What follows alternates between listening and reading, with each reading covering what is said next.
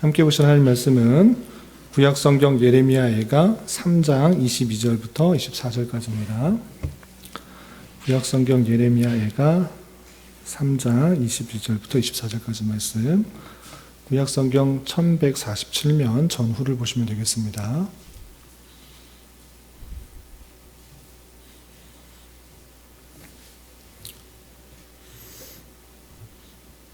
찾으셨나요?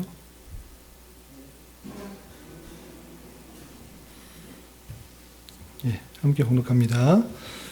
여호와의 인자와 긍휼이 무궁하심으로 우리가 진멸되지 아니함이니이다. 이것들이 아침마다 새로우니 주의 성실하심이 크시도소이다. 내 심령에 이르기를 여호와는 나의 기업이시니 그러므로 내가 그를 바라리라 하도다.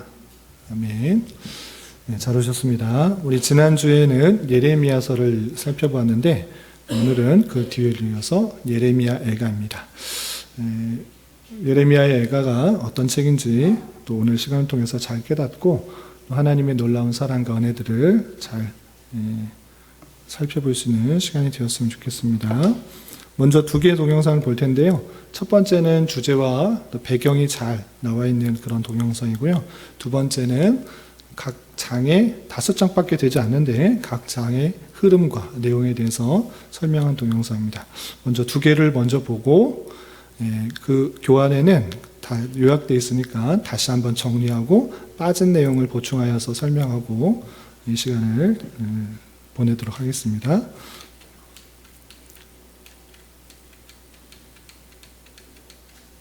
첫 번째 동영상 먼저 보겠습니다.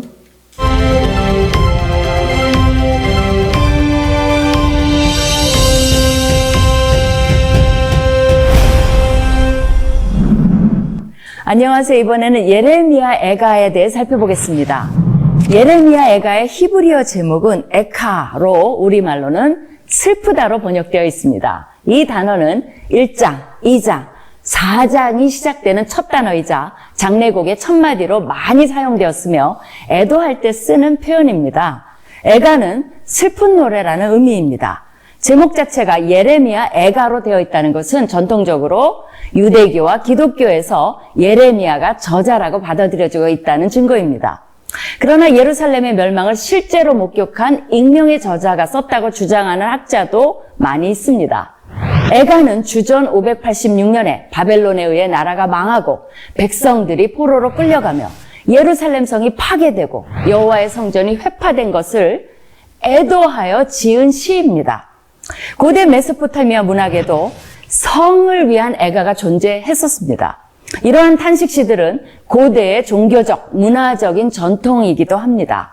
또한 애가는 개인과 국가 차원에서 나라 잃은 슬픔을 발산하고 실망, 분노, 죄책감, 애통, 절규 등을 통해 카타르시스를 얻는 효과가 있습니다. 또한 왜 이러한 신의 버림이 있었는지 되짚어보며 공동체가 함께 통해하는 역할을 합니다. 그래야만 미래에 희망이 있기 때문입니다. 한마디로 애가는 바벨론 포로 생활에 대한 신학적 설명을 최대한 슬픈 감정을 실어 시로서 표현한 것입니다. 예레미야 애가만큼 예술적이며 문학적인 구성과 기교면에서 뛰어난 책은 없습니다. 모두 5편의 시로 구성되어 있어 창세기부터 신명기까지 5권으로 된 토라를 상기시키기 때문에 고통의 토라라고도 불립니다. 각 장이 동일하게 22절로 구성되어 있는데 22는 의도적인 숫자입니다. 이는 히브리어 알파벳이 모두 22자이기 때문이며 처음부터 끝까지라는 의미를 가지고 있어 완전한 슬픔을 표현하는 방법입니다. 그러나 예외적으로 3장은 66절로서 22절의 3배입니다. 자연스럽게 3장이 책의 문학적, 신학적 중심 역할을 하며 저자가 3장을 강조하고 있음을 알 수 있습니다. 애가는 하나님의 진노에 초점을 맞추고 있습니다. 하나님은 심판의 경고를 경고로만 끝내지 않고 실제로 행하신다는 것이 핵심 메시지입니다. 에레미야서에서 바벨론이 160번 이상 언급되지만 애가에서는 바벨론이 일체 언급되지 않습니다.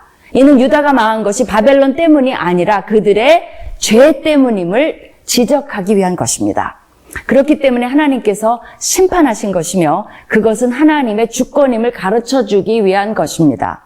하나님은 심판에 있어서도 신실하십니다. 그러나 애가는 심판의 메시지로만 끝나지 않습니다. 이런 상황에서도 저자는 3장에서 회개하면 회복시켜 주실 것에 대한 희망을 표현합니다. 자기 백성을 영원히 버리지 아니하시는 하나님의 신실함에 믿음을 표현합니다. 여호와의 인자와 긍휼이 무궁하심으로 우리가 진멸되지 아니함이니이다. 이것들이 아침마다 새로우니 주의 성실하심이 크시도소이다. 그러므로 내가 그를 바라리라는 애가에서 유명한 구절입니다. 그렇기 때문에 3장을 3배 분량으로 강조한 것입니다. 그들의 슬픔은 말로도 할 수 없으나 그들이 여호와로 인하여 가져야 하는 희망은 슬픔의 3배, 즉 측량할 수 없다는 것입니다. 슬픔보다는 희망이 훨씬 크다는 것을 표현한 것입니다.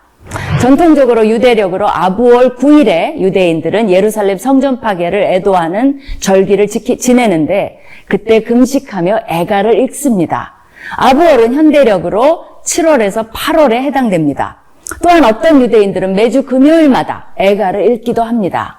그들은 애가를 읽으며 자신의 죄를 되돌아보았을 것입니다. 동시에 회개하면 인자와 긍휼이 무궁하신 여호와께서 자기 백성을 영원히 버리지 않으시고 돌아보신다는 희망을 가지고 미래의 영광스러운 회복을 꿈꾸었을 것입니다. 여러분 또한 애가를 읽으며 각자의 죄, 우리나라의 죄를 돌아보며 회개와 통회의 시간을 가지시기를 바랍니다.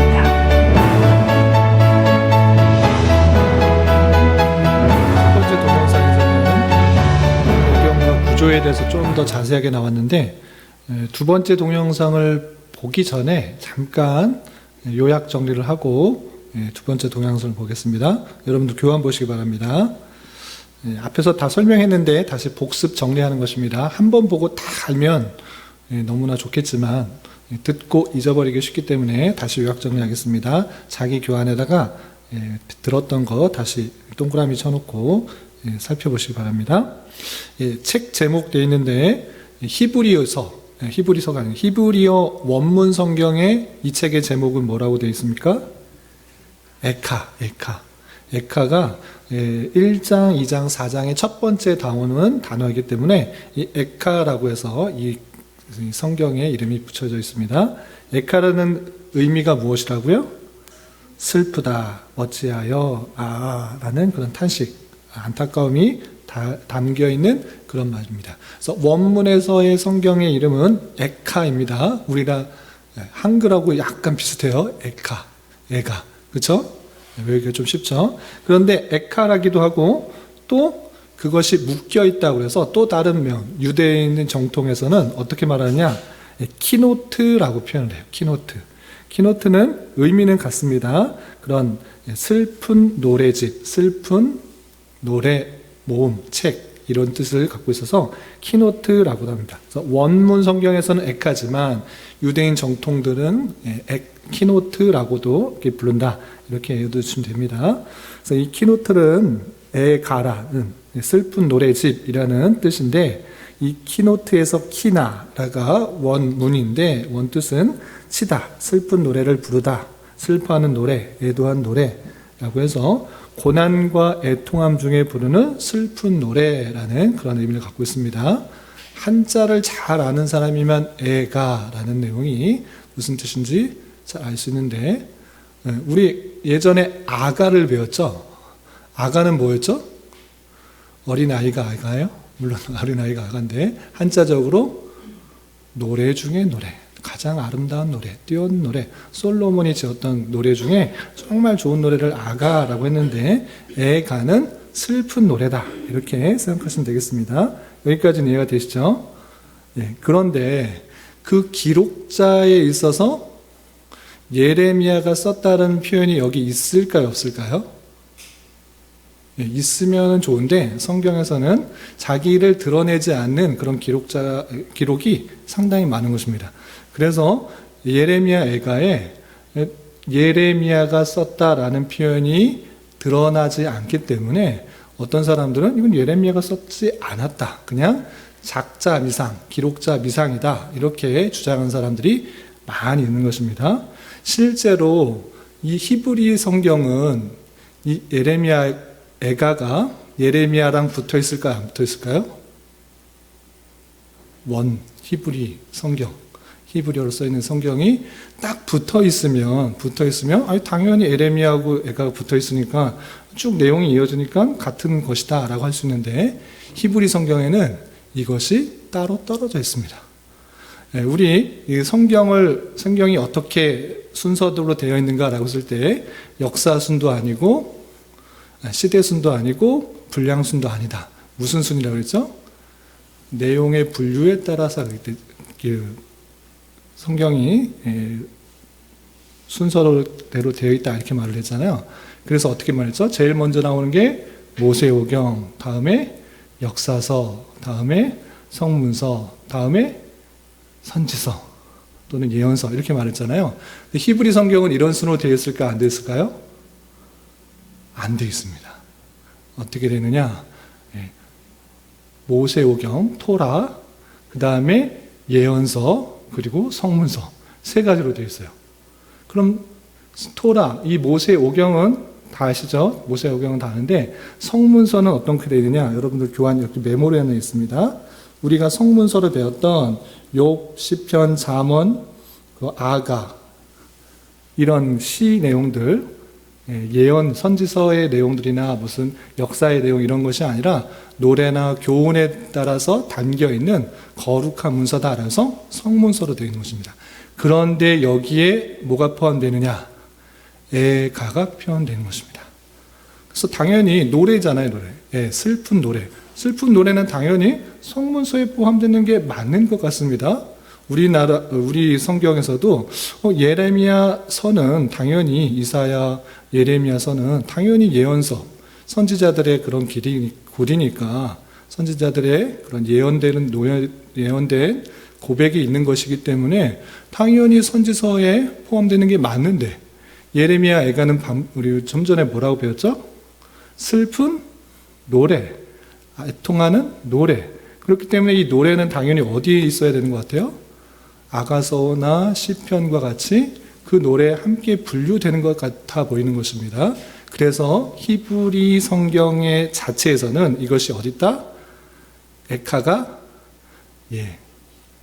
성문서에 포함되어 있는 것입니다. 그래서 이것을 봤을 때 이거 예레미야가 썼는지 모른다 이렇게 주장하는 사람도 있는 것입니다. 그럼 언제부터 이것을 예레미야 애가로 불렸는가? 이것이 궁금하죠? 이것이 이번 보시면 다른 때가 아니라 70인역, 이 히브리 성경이 계속적으로 쓰여지다가 이 나라가 명하고 헬라 시대가 되어서 이 히브리 글을 쓰는 것이 아니라 히브리 말을 쓰는 것이 아니라 전체가 다 어떤 말을 썼느냐? 그리스, 헬라, 그 헬라 말을 쓰던 때가 있었던 것입니다. 그래서 이 히브리 말을 다 잊어버리고 헬라 말을 쓰는 사람들밖에 남지 않아서 어떻게 했는가? 히브리 성경 이거 그대로 놔두면 안 되겠다. 하나도 성경을 아는 사람이 없겠다 해서 이 히브리 성경을 헬라 말로 번역하기 시작했습니다. 그게 70인역인데 이 70인역에 번역될 때 히브리 성경 원문에 들어있지 않는 그 말이 포함되어 있습니다. 어떤 말이냐? 여러분들 1페이지 중간 보시면 기록자 있는데 기록자 보시면 72년 번역자는 현존하는 히브리 사본에 나타나지 않는 말인 이스라엘 백성들이 사로잡혀 가고 예루살렘이 파괴된 후에 예레미야가 예루살렘에 대하여 애도하여 말하기를 이라는 부분을 첨가했다 하고 있는 것입니다. 히브리 성경에는 이 말이 있다 없다? 없는 것입니다. 그러나 번역될 때 이 사람이 번역자들이 추가해서 기록된 것입니다. 그렇기 때문에 예레미야가 말했다. 그렇기 때문에 이 애가는 당연히 예레미야가 쓴 것이다. 이렇게 생각하여서 덧붙여서 이 에카는 그냥 에카가 아니라 예레미야의 에카다라는 것을 보여주었던 것입니다. 그래서 이때부터 그 이후에는 항상 예레미야 에카가 붙었던 것입니다. 그래서 70인역 성경에서는 예레미야와 에레미야 에카가 붙어서 나왔다는 것을 볼 수 있습니다. 그러면 어떻게 히브리 성경에서 번역할 때 마음대로 그런 말을 집어넣습니까? 어떻게 번역할 때 원문 성경에도 없는 그런 것을 막 집어넣을 수 있습니까? 이렇게 할 수 있는데 오히려 성경을 더욱더 잘 이해하기 위해서 그런 부분들이 조금씩 덧붙여지고 빼지고 하는 그런 것입니다. 우리나라 성경도 똑같다, 원문하고 똑같다 이렇게 하는 것이 아니라 이해를 돕기 위해서 단어가 바뀌기도 하고 보충돼서 설명되는 것입니다. 그래서 72년 성경 때 예레미야라는 단어가 포함됐고 그 이후에 나오는 요세푸스나 탈무드나 오리겐이나 칼빈 역시 이것이 예레미야의 기록이다라는 것들을 증거하고 있기 때문에 그대로 받는 것이 좋겠습니다. 그럼 어떻게 이 사람들이 다 그렇게 말하느냐라고 할 때 예레미야를 우리가 살펴보았는데 예레미야를 살펴본 사람이라면 그 글과 이 글이 너무나 유사하다는 것을 깨닫게 된다는 것입니다. 다음과 같은 이유가 있는데 첫 번째로 내용상 예루살렘이 멸망을 기술한 점에서 동일한 주제를 다루고 있습니다. 예루살렘이 멸망할 것이다 계속해서 말했는데 똑같이 멸망하고 있는 모습을 볼 수가 있고 또 주제상으로서도 하나님의 백성이 징계당함에 대한 비통과 눈물 속에서 백성들에게 회개를 촉구하는 것도 동일한 것입니다. 예레미야서를 읽어보면 계속 눈물로써 이렇게 하나님의 심판들이 있을 것을 설명하고 애통하는 모습들이 계속 드러나고 있는데 예레미야 애가는 그것이 똑같이 애통하며 슬퍼하는 모습과 똑같다. 그런 슬퍼했던 내용들이 드러나고 있다. 이렇게 생각하시면 되겠습니다. 이런 여러 가지 사실을 볼 때 배경도 주제도 또 그 형식도 다 비슷하기 때문에 예레미야라고 기록자를 밝히는 것이 그 본문에서 드러나고 있지는 않지만 많은 부분에 있어서 드러나고 있고 확인되기 때문에 그렇게 보는 것이 좋겠다라는 것입니다. 그리고 역사적 배경 당연히 우리 지난주에 예레미야에서 배웠죠. 예레미야 마지막 그 왕 유다의 그 힘이 없는 여러 왕 공신군주와 같이 여러 나라에 의해서 왕이 세워지지만 끌려가고 포로로 끌려가는 그 모습 속에서 너희들 죄악 때문에 그런 심판을 받은 것이고 너희들이 살 길은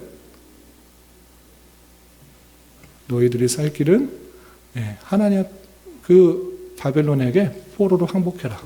항복할 만이 살 길이다. 더우시면은 선풍 에어컨을 켜시고 살 길이 바벨론의 포로로 끌려가는 것이다. 그런데 포로로 끌려가고 끝나는 것이 아니라 다시 70년만 회복할 것이다. 이런 것을 약속했던 그런 배경이 있었던 것입니다. 그래서 예레미야 애가도 똑같이 남유다의 멸망 그때를 배경으로 쓰여졌다. 이렇게 생각하시면 되겠습니다. 우리 시오접 가서 무슨 소리가 나는 것 같은데 시오 방송실에서 소리 나는 것 같은데요? 어디서 나는 거예요? 거기서 나나요? 제가 유튜브를 틀어놨더니 소리가 나는 것 같습니다. 그래서 예레미야 애가의 배경은 주전 587년부터 586년 유대와 예루살렘에 임한 하나님의 무서운 심판, 바벨론으로부터 심판받는 그때가 기록되어 있다. 그때가 배경이다. 이렇게 생각하시면 되겠습니다. 그렇다면 아까 잠깐 넘어갔는데 예레미야 애가는 슬픈 노래라고 했잖아요. 슬픈 노래면 당연히 성문서에서 시편이나 아가서 옆에 붙으면 더 좋은데 왜 예레미야와 예레미야 애가에 붙었을까요? 그것은 정확하게 나오지는 않는데 많은 학자들이 이렇게 생각합니다. 시편으로 불리는 것은 단순히 노래하기 위한 것이 아니라 하나님의 그 놀라운 심판, 공의의 심판, 하나님의 말씀하신 것에 대한 심판의 안타까움인데 그 안타까움의 노래가 극적으로 더욱더 강하게 드러나는 하나님의 메시지다라는 것입니다. 쉽게 말해서 제가 영화나 뮤지컬을 많이 안 봤는데 본 것 중에 되게 감명 깊게 본 것이 레미제라블이에요. 레미제라블. 보신 분들 있죠? 레미제라블이라는 그 소설을 뮤지컬로 하는 것. 몇 대 뮤지컬이잖아요.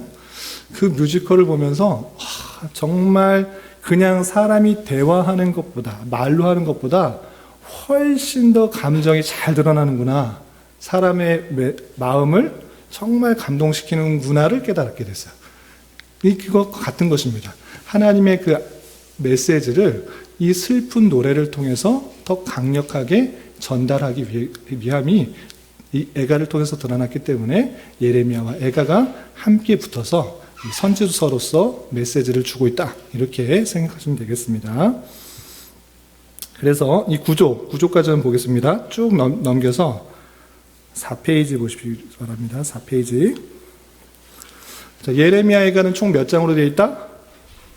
5장. 그런데 아까 유념히 보신 분은 아시겠지만 각 장은 총 몇 절로 되어 있을까요? 22절로 되어 있는데 3장만 66절. 근데 왜 1장, 2장, 그리고 4장, 5장은 22절로 되어 있다고 설명했죠? 이 노래가 답관체, 그러니까 알파벳 순으로 되어 있는 시기 때문에 그랬다 그렇습니다. 우리나라 말로는 전혀 표현되지 않습니다. 가나다라 순으로 이렇게 표현한 것이 아니라 히브리어 알렙, 베트, 김멧, 달렛 이런 식으로 표현되어서 22자에 따라서 그 절이 표현됐기 때문에 아주 답관체, 이런 시를 답관체의 형식의 시다 이렇게 하는 것입니다. 그래서 1장, 2장, 4장은 답관체 형식인데 5장은 답관체 형식은 아닙니다. 그럼에도 불구하고 22절로 맞춰서 그 형식을 갖춰놓은 것을 볼 수 있습니다. 그리고 3장은 아까 몇 절이라고 그랬죠? 66절. 3배나 많습니다. 그런데 이것도 답관체 형식을 갖고 있습니다. 1절, 2절, 3절이 알렙, 그 다음에 4절, 5절, 6절이 베트. 이렇게 해서 3절씩 그 형식을 따라서 답관체 형식으로 그 안타까움을 노래로 표현하고 있는 것을 볼 수 있습니다. 그리고 내용은 1장에서는 예루살렘이 멸망했을 때 애통하고 슬퍼하는 내용, 2장에서는 예루살렘의 그 멸망의 원인에 대해서, 또 3장에서는 예레미야의 간구와 또 회개를 촉구하는 모습, 또 4장에서는 예루살렘의 멸망과 그 죄악에 대해서 표현하고 있고, 5장에서는 하나님께 회개와 간구하는 내용들이 되어 있습니다. 그 내용들이 사람마다 또 그 주제를 드러낸 것이 약간씩 다르기 때문에 참고해 주시기 바라고, 5장에서 답관체 형식으로 노래하고 있다. 그리고 5장 마지막 장에서는 형식은 답관체 형식은 아니지만 그 구조를 맞춰서 하는데, 알레부터 마지막 그 단어까지 하면서 처음부터 끝까지 그 형식을 맞춰서 노래하는 그런 규칙을 지키고 있는 모습이다. 이렇게 생각하시면 되겠습니다. 그럼 두 번째 동영상에서 그 내용에 대해서 어떻게 또 설명하고 있는지, 물론 구조나 이런 것들이 표현됐지만 더 자세하게 나오니까 살펴보도록 하겠습니다.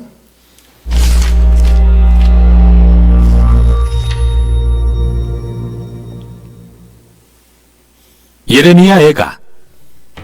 예레미야 애가는 구약에서 독특한 책으로서 바벨론의 예루살렘 포위와 파괴, 뒤따른 포로 시기를 살아남은 익명의 저자가 모든 일을 돌아보며 쓴 5편의 시로 되어 있습니다. 열왕기하의 전체 줄거리를 되짚어 보십시오. 예루살렘의 함락과 포로됨은 그때까지 이스라엘이 겪은 역사 중 가장 참혹한 재난이었죠. 기억해 보세요. 하나님은 아브라함에게 그 땅을 약속하셨고, 다윗이 승리하여 예루살렘을 이스라엘의 수도로 삼게 하셨으며, 다윗의 가문에서 왕의 계보가 이어졌습니다. 예루살렘 성전에는 하나님의 임재가 있었고, 바로 거기서 제사장들이 이스라엘의 제사를 드렸죠. 그러나 500년의 이러한 역사가 지난 후 주전 587년 여름, 예루살렘은 바벨론에게 무너지는데 도시가 전멸되어 사라지고 맙니다. 예레미야 애가는 이러한 재난 이후 이스라엘 사람들이 겪은 고통과 혼란에 대해 쓴 추모시입니다. 애가 형식의 시는 성경에서 특이한 게 아닌데요. 시편에도 여러 편의 애가가 담겨 있죠. 성경에서 이러한 애가는 여러 가지 역할을 갖고 있습니다. 애가는 항변의 한 형태입니다.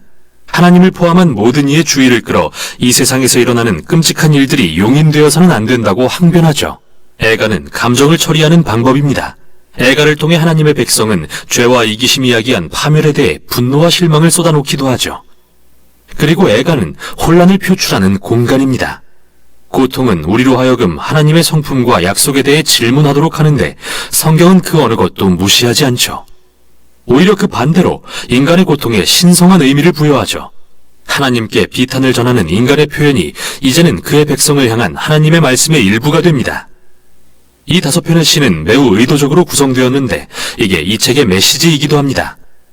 1장에서 4장은 아크로스틱, 즉 알파벳 시라고 불리는데 각 시구가 22개의 철자로 이루어진 히브리어 알파벳 순서대로 시작됩니다. 이렇듯 질서정연한 순차적 구조는 애가가 다루는 고통의 무질서와 혼란스러운 비탄과 극명한 대조를 이룹니다. 마치 이스라엘의 고통을 하나에서 10까지 다루면서 말로 표현할 수 없는 부분까지 표현하려고 시도하는 것 같죠. 1장과 2장은 알파벳 하나의 한 절로 구성되는 구조가 정말 비슷하지만 주제는 매우 다릅니다. 1장은 시온이라고 불리는 여인의 비탄과 수치에 집중하는데요. 시인은 예루살렘을 과부로 의인화하면서 그녀를 시온의 딸이라고도 부릅니다. 그녀가 홀로 앉아 사랑하는 사람들을 잃고 비탄에 빠져 있지만 아무도 위로하러 오지 않죠. 아주 강력한 은유입니다. 그리고 여인은 입을 열어 주님께 자신의 괴로움에 주목해 주시라고 간청합니다. 이러한 모습을 통해 시인은 도시의 파괴가 이스라엘 사람들에게 트라우마 수준의 충격을 가져왔고 그것은 장례식이나 사랑하는 이의 죽음을 경험하는 것으로밖에 표현할 길이 없다고 보았죠. 2장은 예루살렘의 멸망에 초점을 맞추며 이스라엘의 죄가 어떻게 하나님의 진노의 결과로 이어졌는지 집중하는데 이게 바로 이 시의 핵심어입니다. 여기서 중요하게 기억할 것은 성경에 나오는 하나님의 진노는 충동적이거나 변덕스러운 게 아니라는 겁니다. 성경을 쓴 시인과 선지자들은 하나님의 공의에 대해 말하기 위해 이 단어를 사용합니다. 이스라엘은 하나님과 언약 관계를 맺었지만 수세기 동안 이방 신들을 숭배하고 불의를 저지르며 가난한 자들을 억압함으로써 언약을 어겼죠. 물론 하나님은 노하기를 더디하십니다. 그러나 인간의 악에 대해 노하시면 반드시 징벌로 그의 공의를 행하시는 분입니다. 예루살렘의 경우 바벨론이 그들을 정복하도록 허락하신 것이 그 예죠. 이렇게 이 시는 하나님의 진노가 정당하다는 것을 인정하고 있습니다. 그러나 이것이 시인으로 하여금 애통해하며 하나님께 다시 한번 긍휼을 구하는 것을 막지는 못합니다. 3장은 앞부분과 달리 알파벳 하나당 3절로 구성됩니다. 그래서 이 책에서 가장 긴 시이죠. 그리고 화자는 자신의 고통과 비탄을 말하는 외로운 남성으로서 그는 백성 전체를 대표합니다. 재미있는 것은 이 장이 구약의 다른 부분에서 인용한 언어들로 가득 차 있다는 점으로서 욥의 탄식부터 시작해서 시편의 주요 애가들 그리고 심지어 이사야서의 고통받는 종의 노래도 인용합니다. 시인은 이 장에서 말한 것처럼 그의 고난을 하나님의 공의의 시련으로 보지만 역설적으로 이것이 시인에게 소망을 줍니다. 그리고 이 부분이 이 책에서 유일하게 소망의 언어가 쓰인 곳이죠. 주님의 언약의 신실함으로 인해 우리가 진멸되지 않고 그의 자비는 무궁하시며 아침마다 새로우니 그 신실하심이 큽니다. 그래서 나는 말합니다. 주는 나의 기업이시니 내가 그를 바라리라. 시인은 이렇게 추론하죠. 하나님이 인간의 악에 대해 한결같이 공의를 행하시는 분이라면 그분의 언약도 한결같이 지키시어 죄가 그들의 최종 심판이 되지 않게 하실 것이다. 그래서 이 시인에게 하나님의 심판은 곧 소망의 모판과 같습니다. 4장은 1, 2장의 구조로 다시 돌아가서 2년간의 예루살렘 포위에 대해 생생하고 충격적으로 묘사합니다. 그리고 과거의 예루살렘이 이제는 얼마나 끔찍한 포위 상태로 전락했는지 대조합니다. 거리에서 웃고 놀던 아이들은 이제 먹을 것을 찾아 구걸하고 호화스런 식사를 즐겼던 부자들은 이제 땅바닥에서 뭐든 찾는 대로 주워 먹고 한때 화려함을 누리던 왕궁 지도자들은 이제 굶주리고 지저분해져서 알아볼 수도 없게 되었으며 다윗 가문에 기름 부음 받은 왕은 사로잡혀 포로로 끌려갔습니다. 이 시의 힘은 바로 이런 충격적인 대조에서 나오며 이 시는 이스라엘이 자초한 고난의 깊이를 살피고 있습니다. 마지막 장은 기존의 구성 양식을 깨는 독특한 시인데요. 다른 시와 분량은 같지만 알파벳 순서가 아닙니다. 마치 더 이상 주체할 수 없는 시인의 비탄이 폭발하여 혼돈으로 돌아간 것만 같죠. 이 시는 하나님의 자비를 구하는 공동체의 기도로서 이스라엘은 하나님께 그들의 고통을 외면하거나 버리지 말아달라고 애원합니다. 또한 이 시는 예루살렘의 함락으로 충격에 빠진 각기 다른 종류의 사람들을 길게 열거하죠. 그들은 하나님께 이 백성을 잊지 마시라고 간구하며 다른 이들의 고통을 토로하며 대신 애통합니다. 고통 중에 침묵하는 것은 이 책의 미덕이 아닙니다. 하나님의 백성은 자신의 감정을 부정하라고 요구받지 않습니다. 오히려 감정을 드러내 하나님께 쏟아내며 항변하길 격려받죠. 책의 결말은 뭔가 역설적인데요. 시인은 하나님이 이 세상의 영원하신 왕이심을 인정하면서도 이스라엘의 상황이 마치 하나님이 안 계신 것처럼 느끼게 한다고 고백하죠. 책의 마지막 문구는 이러한 긴장을 전혀 풀지 않은 채 남겨둡니다. 주께서 우리를 아주 버리셨습니까? 이렇게 물으며 책은 끝나죠. 시인은 멋지고 깔끔한 결론을 제시하지 않습니다. 마치 우리가 겪는 상처와 고통의 경험처럼 말이죠. 성경의 이야기가 여기서 끝나진 않습니다. 대신 이 귀중한 책은 애통과 비탄의 기도가 깨어진 세상에 사는 하나님의 백성의 믿음의 여정에서 얼마나 중요한 부분인지를 보여줍니다. 이것이 바로 예레미야 애가가 전하는 내용입니다. 예, 구조와 내용에 대해서 잘 설명했는데, 보신 것 같이 1장, 2장, 3장, 4장, 5장으로 되어 있지만 각 장의 논리적 흐름으로 되어 있는 것이 아니라 각 장마다 그 애통과 하나님의 심판으로 말미암은 멸망의 그 아픔들을 여인으로 또는 남자로서, 그리고 각각의 그 힘들어하는 아이들과 그 사람들의 모습을 통해서 얼마나 하나님의 심판이 애통스러운지 또 큰지에 대해서 잘 보여주고 있다, 이렇게 생각하시면 되겠습니다. 이 내용들을 정리한 글을 보도록 하겠습니다. 3페이지입니다. 3페이지. 주제 먼저 보겠습니다. 4번 보시면 4번에 1번 주제가 있는데요. 애가의 큰 주제는 죄악 많은 유다에 임한 재앙과 거룩한 도시와 주님의 성전에 임한 처참한 멸망을 애도하는 것이다 했습니다. 예레미야서에서 하나님의 심판이 임할 것이다, 임할 것이다. 그러니 너희들은 살려면 포로로 끌려가라. 이 말을 했던 것이 그냥 하나님의 선언이, 하나님의 그 멸망 선언이 그냥 공수표가 아니라, 그냥 협박하려고 하는 것이 아니라 실제 그 심판의 내용이 이루어졌다라는 것을 잘 보여주고 있다. 그것을 참으로 슬퍼하는 내용들이 큰 주제다라는 것입니다. 애국의 대상은 비참한 상황에 놓인 백성들만이 아니고 그런 참극을 야기시킨 죄를 행한 것이기도 하다. 이것을 통하여 선지자는 매맞은 유다로 하여금 하나님의 공의로운 손길을 깨닫고 회개하는 마음으로 그의 은혜를 간구해야 할 것을 호소하고 있다는 것입니다. 하나님의 심판이 임하였고 슬픔의 모습들이 있는데 그 왜 그렇게 됐는지를 잘 깨닫는 것입니다. 이 예레미야 애가는 바벨론이라는 말이 등장한다고 그랬습니까? 안 등장한다고 그랬습니까? 등장하지 않는다고 그랬습니다. 바벨론에 의해서 멸망당했는데 바벨론이라는 말은 한 번도 안 나오고 하나님께서 우리를 치셨다, 하나님께서 우리를 심판하셨다, 이렇게 주께서라는 표현들이 계속 등장하고 있는 것입니다.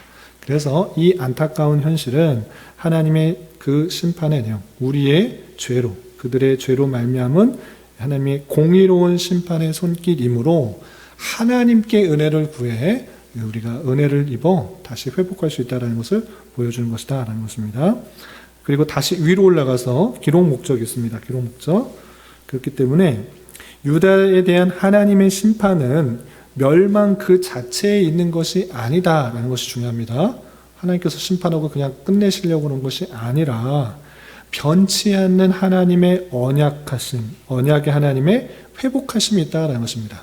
그냥 심판하셔서 끝내는 것이 아니라 예레미야서를 통하여서 하나님께서 그 백성들 70년 만에 내가 새 마음을 주고 또 그 새로운 왕을 통하여서 다시 회복시키시겠다, 이 언약을 주셨던 것인데 그 언약이 실제로 이루어지는 그 회복하심이 포함되어 있는 그런 말씀인 것입니다. 그리고 하나님도 결코 유다를 버리지 아니하실 것이고 애가의 목적은 하나님의 심판 예언이 성취되었으면서 이제 미래의 교훈으로 어떻게 살아야 될지를 알려주는 그런 목적이 있다는 것입니다. 그래서 궁극적인 소망이 되시는 하나님을 찬양하며 시리에 빠진 백성들에게 새 소망을 주기 위함이다 라고 하면서 자신의 죄들로 말미암아 심판받은 그런 것을 애통하며 하나님으로 인한 구원에 대해서 소망을 주도록, 하나님만 의지할 수 있도록 하는 그런 목적이 있다는 것입니다. 그리고 이것이 기록될 때 1차적인 목적일진데 오늘날에 또는 오고 오는 세대들에게 계속적으로 기록되어서 알려주는 교훈은 무엇인가 라고 할 때 4번에 2번입니다. 4번에 2번 교훈. 애가서의 현대적인 가치는 시간과 역사의 제약을 받지 않는 주제를 다루고 있으며 그것을 생활에 광범위하게 적용할 수 있다라는 것입니다. 어떻게 적용할 수 있는가? 교회의 영적 영광과 그 영광이 상실되었을 때의 비극, 죄악의 극악성, 하나님의 공의와 신실하심, 언약의 본질과 언약 백성의 의무, 그리고 우리들의 명예에 의존하는 어리석음들을 생각할 수 있다는 것입니다. 그때 당시만 그런 것이 아니라 오늘날 교회도 하나님의 말씀에 불순종하고 또 죄악을 저질렀을 때 하나님의 심판을 받을 수 있다. 하나님의 공의에 따라서 다양한 심판의 성격을 받을 수 있다. 그러므로 언약 백성으로서의 의무를 어떻게 해야 되는지를 교훈받을 수 있는 것입니다. 그래서 오늘날 우리로 하여금 혼탁한 교회 현실을 신중히 검토하고 자비와 긍휼이 무한하신 하나님께 더욱더 되돌이킬 수 있도록 교훈을 주는 메시지로 받아들일 수 있는 것입니다. 그리고 5번 예레미야서와 예레미야애가 지난주에 배웠던 거 오늘 배우는 둘의 차이점 무엇인가? 둘의 차이점은 예레미야서에서는 예루살렘 성의 함락 사건을 정점으로 예루살렘 함락을 계속해서 경고하고 있고 예레미야애가는 그 함락으로 말미암는 비참함과 절망적인 애도를 보여주고 있다는 것입니다. 그래서 예레미야애가는 예루살렘 함락을 보고 체험한 기록자가 그 비참한 현실 앞에서 절망하고 애통하면서 그러면서도 하나님의 구원의 손길을 간절히 바라는 심정으로 노래하고 있는 그런 차이가 있는 것입니다. 함락 되기 전, 또 함락 후의 모습들 이렇게 차이점을 두고 생각하시면 되겠습니다. 그리고 중요한 거 구속사적 의미 4페이지 보시면 본서는 예루살렘 파괴로 인한 선지자 예레미야의 애통을 기록하고 있는데 그러나 예레미야는 애통의 5편의 시를 쓴 것으로만 요약되는 것이 아니라 그 가운데 하나님의 신실한 약속을 의지하여 하나님의 무한한 자비와 긍휼을 구하고 있다는 것을 알 수 있습니다. 또한 백성에게는 진정으로 회개하여 하나님께로 돌아올 것을 종용하고 있습니다. 그래서 본서는 하나님의 공의와 회개하는 자에 대한 하나님의 자비와 긍휼을 기록하고 있다는 것입니다. 비록 직접적으로 예수 그리스도에 대한 언급은 없지만 이 예레미야애가도 복음이 담겨 있는 것입니다. 우리 지난주에서도 이사야서도 살펴보고 또 예레미야서에서도 살펴보고 예레미야애가에서도 살펴보는 것이 무엇이냐? 죄로 말미암아 하나님의 심판. 그럼에도 불구하고 오직 하나님으로부터의 소망이 나오고 하나님으로부터 구원이 나온다라는 것을 계속적으로 설명해 주고 있는 것입니다.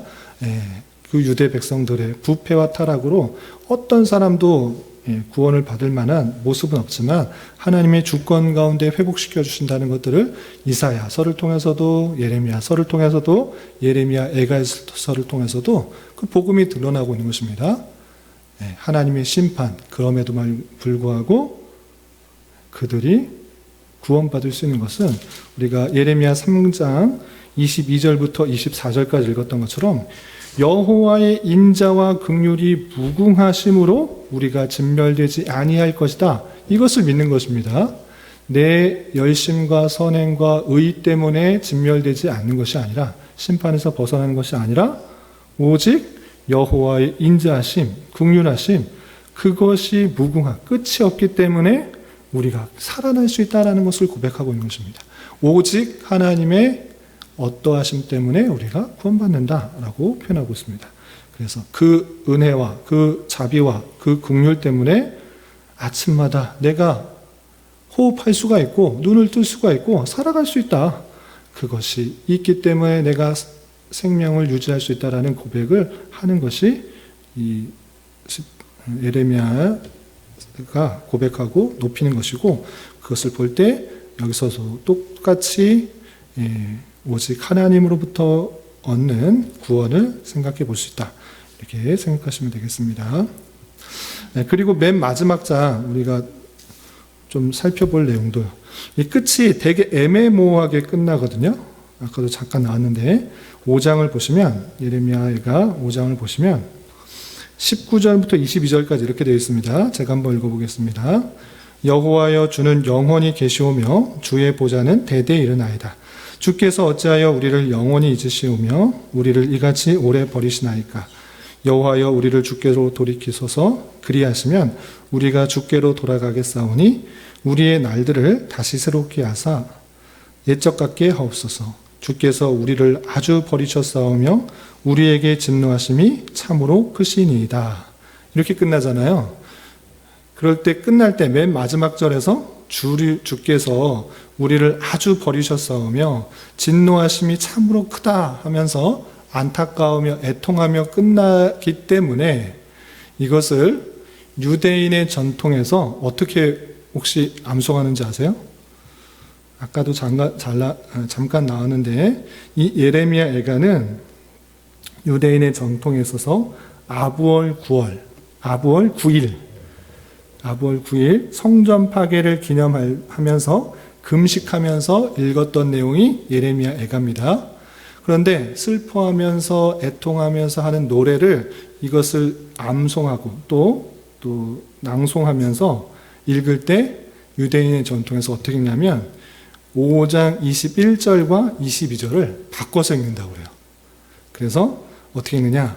20절 문자 읽으면 주께서 어찌하여 우리를 영원히 잊으시오며 우리를 이같이 오래 버리시나이까. 그리고 22절로 주께서 우리를 아주 버리셨사오며 우리에게 진노하심이 참으로 크시니이다. 이 내용이 이어지잖아요. 그러면서 마지막 21절을 읽으면서 희망을 갖으면서 끝낸다고 합니다. 그래서 21절 읽으면 여호와여 우리를 주께로 돌이키소서. 그리하시면 우리가 주께로 돌아가겠사오니 우리의 날들을 다시 새롭게 하사 옛적 같게 하옵소서라고 바꿔서 암송하면서 끝낸다고 그래요. 이 원래 글은 슬프며 정말 애통하는 그런 마음으로 끝나지만 그들의 유대인의 전통상 아부월 9일에 성전 파괴를 기념하면서 금식하면서 이 글을 읽을 때는 희망적인 메시지로 받기 위해서 이것을 바꿔서 부른다고도 합니다. 참고적으로 그냥 알아두시고 정말 하나님의 진노로 말미암아 하나님의 공의에 의한 심판으로 이스라엘 백성들이 그런 처참한 어려움을 당했지만 오직 하나님으로 말미암는 구원이 있다는 것들을 기억하며 하나님만 의지하는 또 높이는 그런 애가의 내용들을 살펴볼 수 있습니다. 간단한 5장의 내용인데 오히려 한번 쭉 읽으면 이해가 더 쉬울 수도 있는데 좀 개요를 좀 장황하게 설명했습니다. 혹시 질문하실 것이 있으시면 질문하시고 없으시면 마치겠습니다.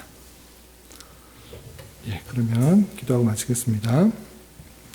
하나님 아버지 감사합니다. 오늘 예레미야 애가를 통하여서 하나님의 공의에 따라서 죄악에 빠진 예루살렘의 그 백성들을 심판하신 그 내용들, 그것을 참으로 안타까우며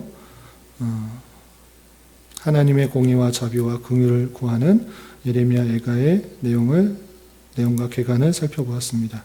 이런 말씀에 따라 우리가 참으로 죄로 말미암아 심판을 받고 또 영원히 비참한 가운데 있어야 되지만 오직 하나님의 선택과 은혜를 받아 긍휼과 자비하심으로 또 회복되어 또 구원을 받은 것을 기억하며 더욱더 하나님께 감사 찬송하게 하여 주시고 또 하나님의 언약 백성임에도 불구하고 또 주님의 뜻에 올바르게 살아가지 않았을 때 하나님께서 진노의 손길이 있다라는 것들을 기억하며 더욱더 삼가 조심하여 하나님께서 기뻐하시는 일들을 힘쓰게 하여 주시고 오직 하나님의 은혜로 구원받은 자답게 또 그 은혜와 사랑들을 우리 주변 사람들에게 잘 전할 수 있는 자 되게 하여 주시옵소서. 5월은 가정의 달로 보내고 있습니다. 가정의 소중함들을 더욱더 생각하며 부모로서 자녀로서 또 주님의 말씀 안에서 각자의 역할들을 잘 하게 하여 주시고 주님께서 보시기에 아름다운 복된 가정으로 설 수 있도록 주님 은혜를 더하여 주시옵소서. 주님 교회 내에 육체의 연약함과 질병으로 또 몸이 불편하고 힘든 여러 지체들이 싸우니 주님 지켜주셔서 건강하게 잘 치유되고 회복될 수 있도록 인도하여 주시고 주님의 말씀으로 힘을 얻고 위로를 얻고 또 살아갈 위로를 얻어